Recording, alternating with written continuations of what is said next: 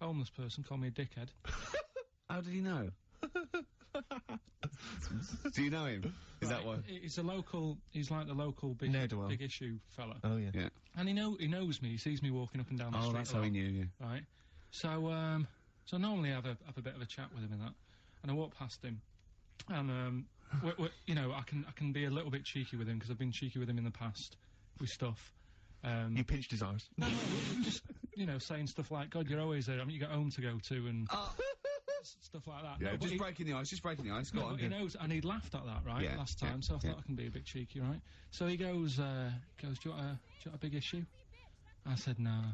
He said, come on, I've got loads of them, right?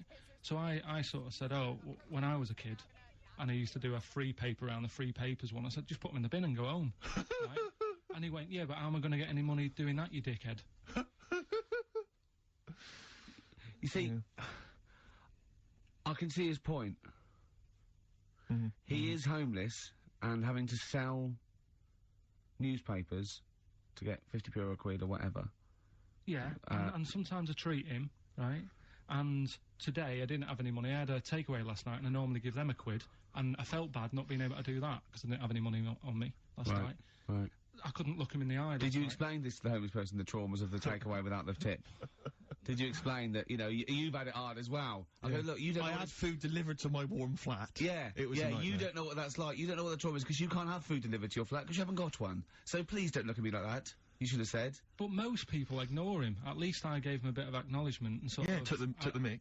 Yeah. I didn't think I was, I just was being friendly. No, I know. You gotta be careful with the homeless, because this is true, and this is, you know when the clocks went back recently, so you got an extra hour in bed? Yeah. And, I was at Cash Point with a friend of mine, and there was a homeless person sat by the Cash Point, and, you know, we would get some money out, and she said, spare some change, and my friend sort of, he's a bit awkward, he just tried to make conversation with her, he went, oh, clocks go back?